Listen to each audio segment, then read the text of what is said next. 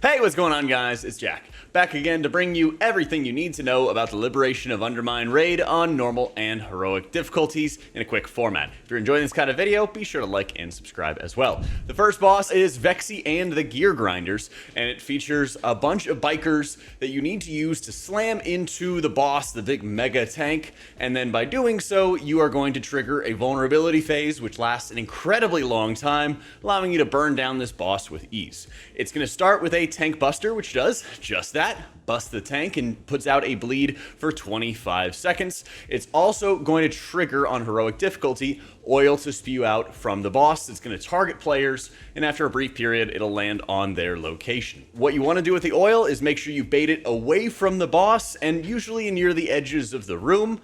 You can use the incendiary fire, which gets aimed at players to clear up some of this oil, but it's not required to do it until you hit mythic difficulty. With the bikes, they're going to be running around the room, and you want to make sure you're killing these bikers, and then you're able to steal their bikes, click on them to mount up, press the 1 button, and you have like a 2-second cast, and then you can slam it into the boss to deal damage and remove their protective plating. Once you remove 6 stacks, the boss is going to enter its vulnerability phase, which is where you're going to want to pop Bloodlust and burn the boss down. Important to note for the bikes, that oil is going to stop you from being able to hit the boss, so you don't want to have any oil nearby whatsoever if you can help it.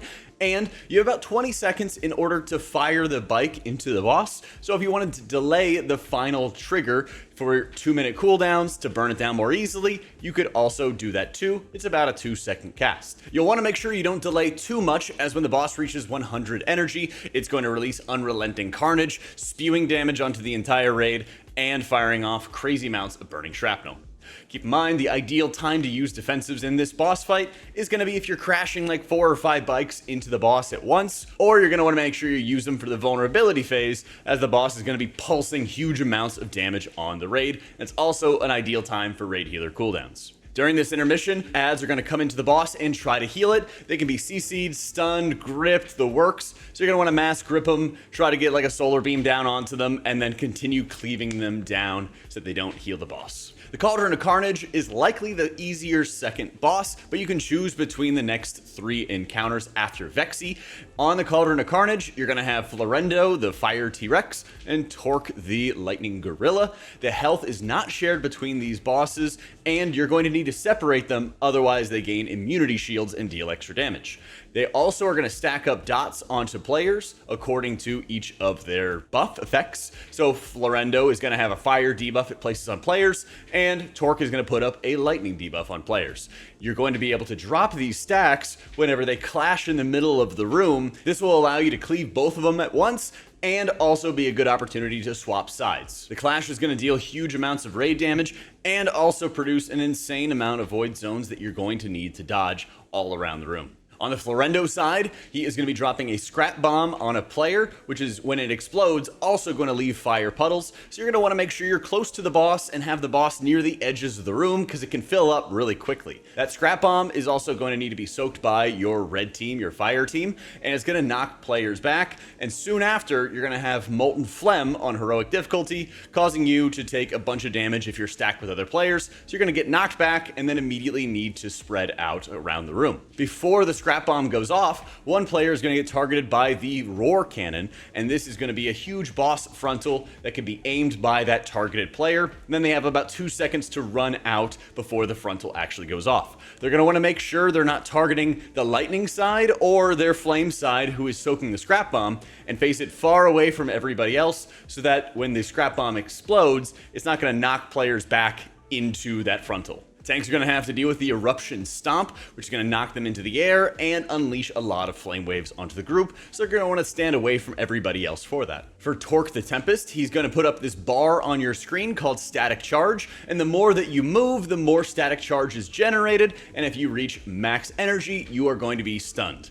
You also are going to deal with the Thunder Drum Salvo, which is going to cause these lightning circles to spawn underneath your feet, crashing down and dealing damage to you. You do have time to move a little bit, stop, and then move a little bit and stop, so you're not generating too much static charge and stunning yourself or somebody else around you. You also have to watch out for voltaic images that'll try to chase players down and explode on them. They are also going to leave silence fields of lightning on the ground when they die.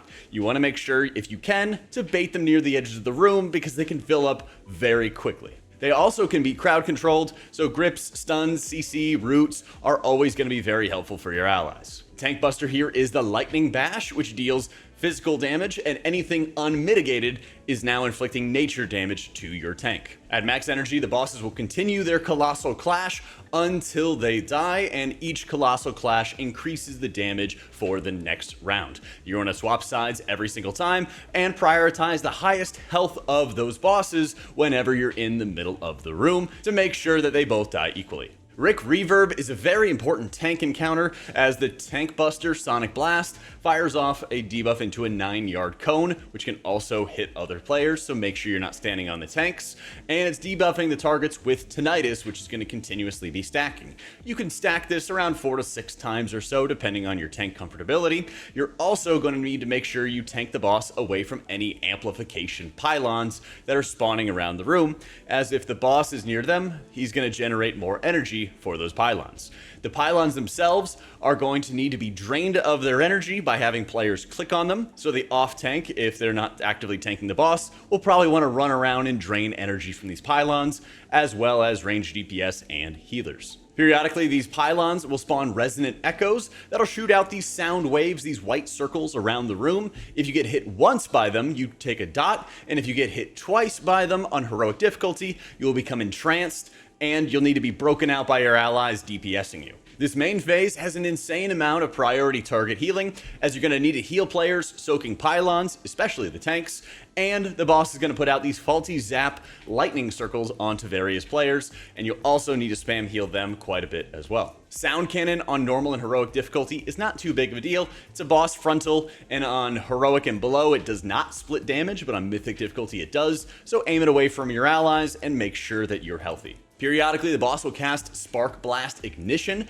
which is spawning some of these pyrotechnics around the room that are casting a huge blast of damage for Grand Finale.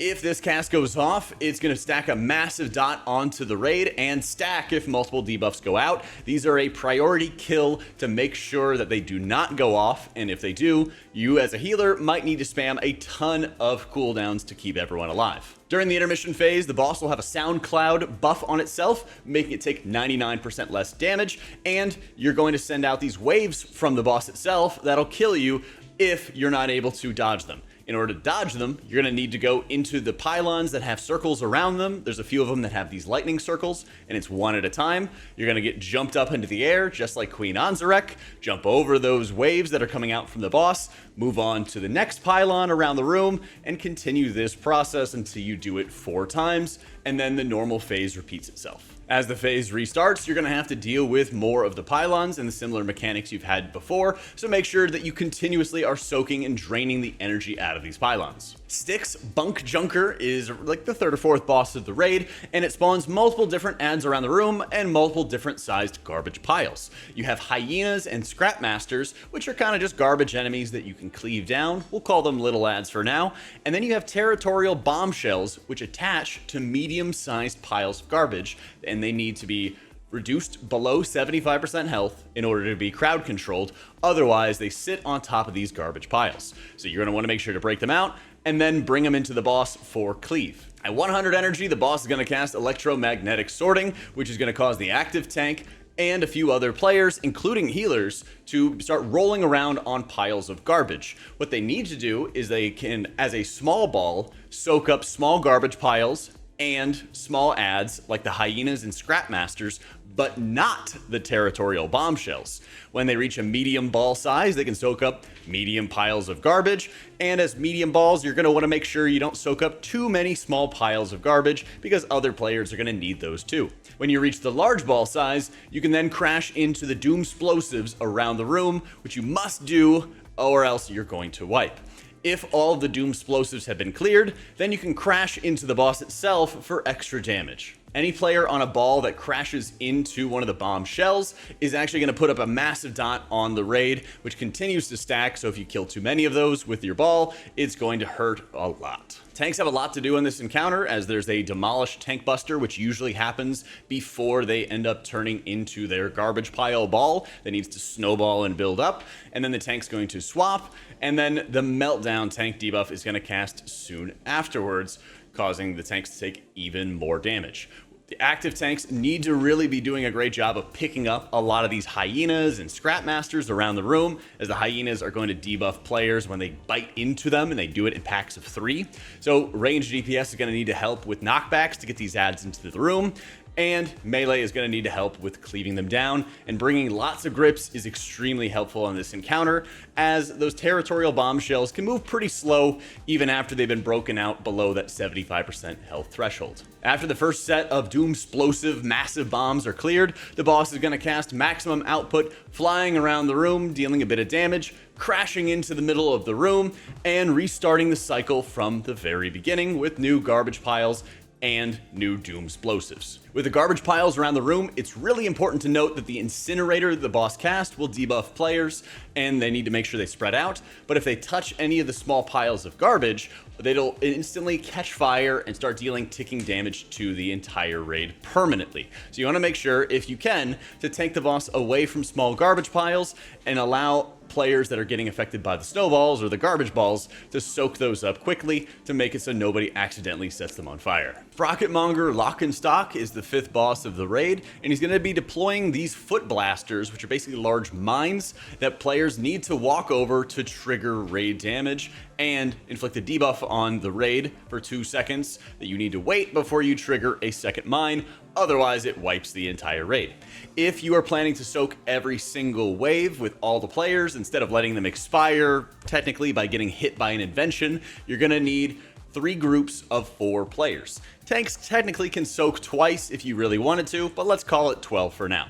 You're going to need to deal with 3 sets of mines for each phase before you go into an intermission phase, which then resets the cycle.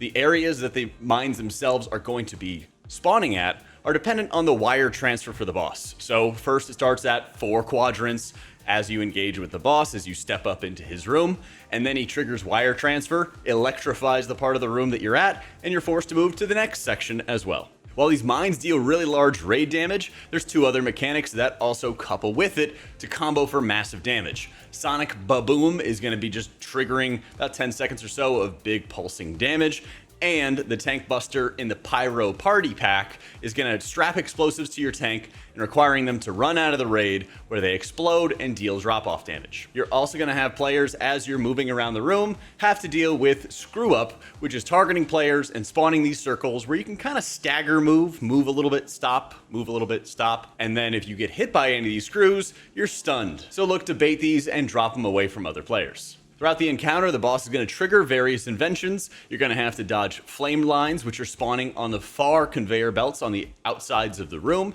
You're going to have traps that are going to be on the middle conveyor belt, as you have to cross the conveyor belt in the middle to get from one side to another. And you're going to have magnets spawn in the middle of the room, which are going to suck players in and stun them for 5 or 6 seconds if you stand in them. And you'll also have rockets that are periodically traveling from one end of the room to the other, dealing pretty massive damage if you get hit. So there's a lot to dodge. And when the boss hits max energy, he activates Beta Launch, which is going to push players back to the entrance of the room on one side of the conveyor belt or another, where he's going to just sit there and channel Bleeding Edge. What you're going to want to do is use lock gateways to get as close as you can to the boss, and then you're going to want to use the borders of the conveyor belt itself on the sides of the room, because then you can stand on those without being electrified and without being knocked back by the conveyor belt. And then you're going to want to make sure you're dodging any blood splatters that are spawning on the ground, because they'll disorient your player. And you're going to need to have a lot of healing cooldowns and defensive used, because Bleeding Edge is dealing huge raid damage and creating large negative heal absorbs on players. When this phase ends, the boss does 15% increased damage and is going to be empowering future inventions with the power of the Void, which is going to mean those fire beams you saw at the start of the fight are going to become really large void beams, which is going to make it even harder to dodge around the rockets, the magnets, the traps, all of the other things on this encounter. You're going to repeat this process when you go to the next intermission phase, making it harder and harder every single time. It also means that once you finish the Bleeding Edge intermission intermission phase, the cycle repeats again for your Foot Blaster mines for players to soak. So group 1 is always going to be soaking at the beginning of the fight and after the first intermission and after the second intermission. The One-Armed Bandit encounter starts with Payline, which sends coins out towards players. If they are hit by these coins, they are crushed and stunned and dealt a bunch of damage. If you are just beside it, you become a high roller, getting a damage and healing buff. What you want to do is dodge these coins, try to get the high roller buff if you can, and then when they crash into the wall, you could send them back to the boss to try to have players dodge it again and get the high roller buff again, or you just crash them into the wall to destroy them, which drops the up the ante buff that the boss gets for having coins active. When the coins are resting against the wall, a player needs to walk up to them, hit their extra action button, and it'll send the coin out wherever they're facing. And so if you just want to destroy it again, you just have to face the wall, aim it at the wall, use the extra action button to destroy it. If you wanted to up your damage or healing for your group, you could send it back towards your group, but it could also crush them and of course lower your DPS. In the back of the room, you're going to see a number of different icons surrounding the boss for flame, shock, coin, and bomb combinations. The boss is going to cast Spin to Win, which starts a 30-second timer, allowing you to kill the real assistants, which are carrying these flame, shock, coin, or bomb buffs.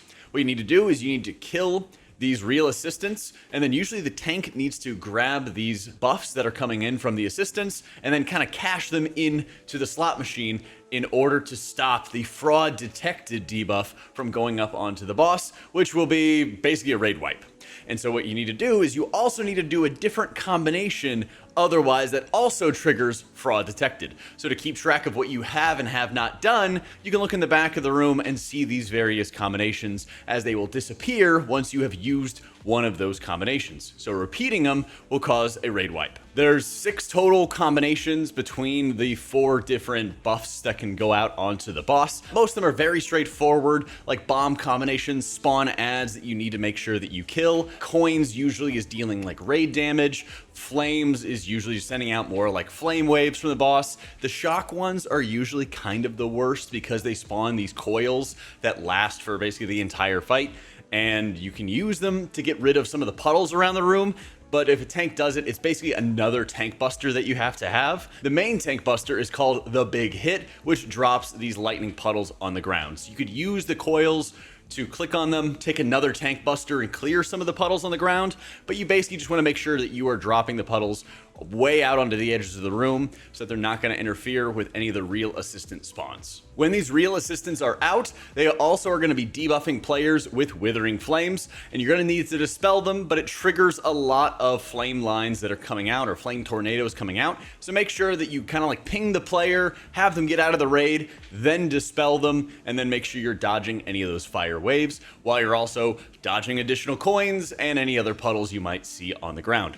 Every 30 or 40 seconds, the foul exhaust goes off from the boss itself. This deals pretty decent amounts of damage and very large negative heal absorbs, so you're always going to need to have some kind of healing going on for those, especially since they can combo with certain coin combinations that you have, so you could potentially get flame and coin, which deals really high raid damage, and have a foul exhaust going out right after. So it's very important the raid leader is communicating these combinations, and by far the most deadly in terms of raid damage would be flame and coin together. So if you have flame and coin, make sure you're popping a lot of defensives and big healing cooldowns because the foul exhaust is not far behind. When the boss is low enough, I believe it's 30-35% health, the boss is going to rig the game, which starts basically a slow enrage. You don't have to complete all the different combinations of coins on the fight if your damage is high enough, but that also would trigger basically an enrage if you're not doing enough damage.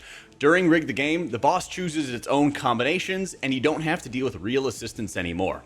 It starts with all shocks, which is the coils that are making these lightning lines between the coil itself and the boss that are very deadly, and each new coil is knocking back players. That continues as new combinations are happening as well. So you keep on getting more coils as the boss goes into all flames, where he starts aiming a flame line at a player, and of course it's going to cleave anybody else around him. And it keeps on adding more players that it's going to start triggering onto.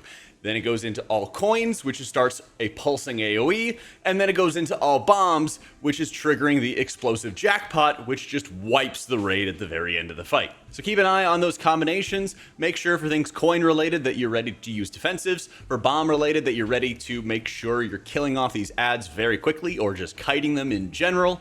And keep in mind that they must be unique combinations on all the difficulty levels in order to kill off the boss. The second to last boss is Mugsy, and it features two sides of the room, one red and one blue-gray, with different mechanics. 40% the boss is going to go into an intermission phase, and then it's going to combine all of these mechanics at the end of the encounter. So if you start the fight on the red side, it's going to initially begin with large AoE damage, and then the boss is going to begin generating energy with a reddish brown energy bar. If it reaches max energy with either energy bar, it's going to enrage and instantly wipe the fight.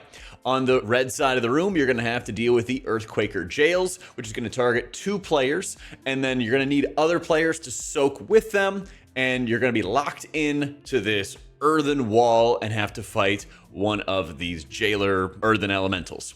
It's going to cast a couple frontals inside of the jail, and you're going to need to make sure that you kill it, and you're going to be using some of the mechanics from the boss like Frost Shatter Spear to break players out of the jail a little bit later on. The spear itself is going to target players outside of the jail, and you're going to basically be on ice skates and slipping and sliding around the room. You need to aim your spears so that they're going to break down the walls of the jail so that your players are going to get out. The players outside of the jail are going to include the tank, who's going to have to deal with the Molten Gold Knuckles, which is going to knock the tank back, so they'll need to be against a wall. And they're also going to be dropping puddles of gold all around the room as they move. So they're going to need to get knocked back into a wall and then run along the wall to drop their piles of gold. You also need to watch out for the Storm Fury finger guns, which is a lightning frontal, and it's going to result in some more lightning puddle void zones that'll stun you if you get hit. You'll want to move to the blue side before the boss reaches maximum energy, and this is going to trigger another round of big AoE, so every time that you swap sides, you're going to trigger a huge amount of incoming damage. It's also going to be activating some of the ads that the boss has on the blue side. They have the electroshockers, which are basically these drones that you need to make sure that you are killing off quickly, but they also deal a lot of damage which randomly targets players. So when they spawn, you're going to need to make sure that you're hitting defensives as there's big AoE damage coming out, because the electroshockers deal bonus damage to the last target that they end up cleaving, which could potentially kill somebody off. When that electroshocker hits 80% HP, they take double damage for 8 seconds and are stunned, allowing you to kill them off quickly. The blue side also features Goblin Rocketeers, which will be dropping this rocket onto a specific player that needs to be soaked by at least 5 players in the raid. After those players are soaking, it leaves a hot mess of fire on the ground, and any of those players that soaked will take 500% more damage the next time they soak within 1 minute, so you'll probably need like 2 groups to end up splitting the damage of this hot mess. The unstable crawler mines are a major mechanic of this entire encounter and are probably the most important. These mines are going to be spawning on player locations, and they can never be actually like DPS down and killed or anything like that. You are going to trigger the mines by running into them, whether you're the fixate target or not. When the mine is actually triggered, they're going to explode for shrapnel that needs to be soaked by players, kind of like Kil'jaeden soaks. If players don't soak them, it nukes the raid. The player that soaks the unstable crawler mine is going to have a negative heal absorb applied to them, which will also deal ticking damage until the heal absorb is removed. Not only can players activate the mines by walking into them, but they can also activate them and explode them, triggering soaks if they run into any of the Earthbreaker walls, which we saw on the red side, if they get hit by Bullet Storm, which is the intermission, which transitions you into the final phase, or if the Tank Buster on the blue side, the double whammy shot, is triggering any of those mines. This double whammy shot is going to target a random player who's not a tank, and then they need to be soaked by a tank.